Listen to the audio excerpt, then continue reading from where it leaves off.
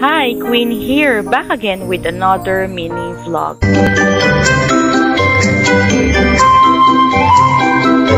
Mga loves, heads up lang dahil OBR point of view po muli ang mini vlog natin. Dahil ito ang ating part 2. Ang link ng part 1 ay ilalagay ko sa comment section. Pagkatapos nga namin mamigay ng mga goodies sa mga bata sa dalampasigan, ngayong oras na para mag-enjoy.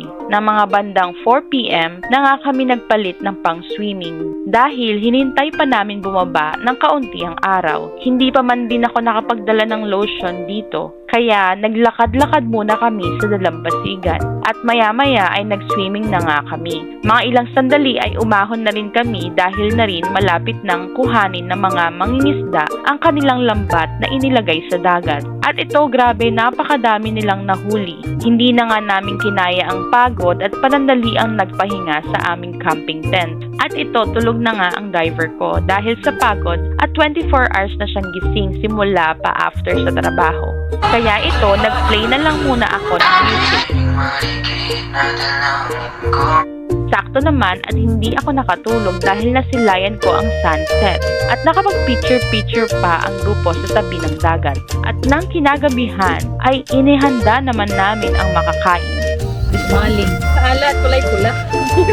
At maalat din po siya. Ayan, napakasarap kumain ng sabay-sabay tapos madami kayo. Mapapakain ka talaga. Kinaumagahan ay nakakuha pa ng pailang-ilang shots.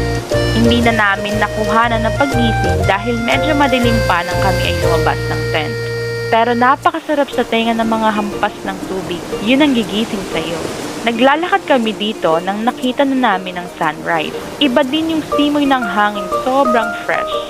At maya-maya ay nagsabi ang grupo na kinakailangan na namin mag-ayos dahil bago kami bumalik pa Bulacan ay dadaan kami ng Manawag Church na nasa probinsya din ng Pangasinan. Isa sa aming kagrupo ang nagpa-bless ng motor. Ito, naghahanda na nga kami paalis. Nang nakarating kami sa Manawag ay namili ang lahat ng kanya-kanyang souvenirs at pagkain. Habang hinihintay ang kasamahan namin na nagpa-bless ng motor, ay kami naman ay pumasok sa simbahan para makapagdasal. At nang pabalik na kami ay naisipan ko naman bumili ng tubig. Ayun guys, maghahanap ako ng tubig. Magkano sa tubig ate? Ang piraso 20. 100 po. Itatag niya naman ng Bagong luto lang yan natin. Ayun, dyan yung niluluto. Ayun guys, dyan nila niluluto.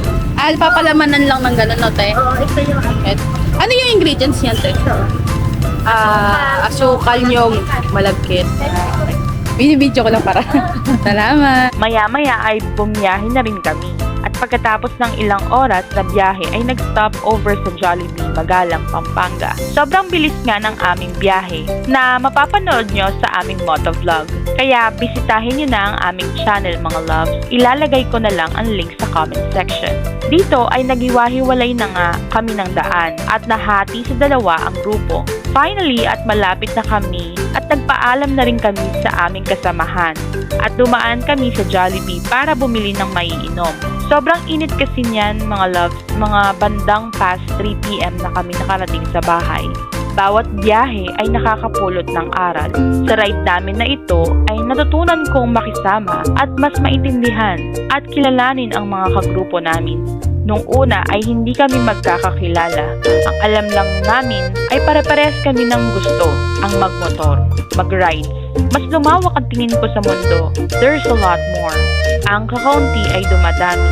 Ang mahirap ay nagiging madali pag pinagtutulungan.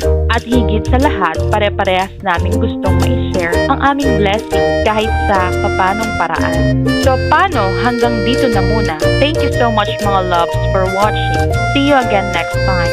Have a beautiful life. Love, Queen.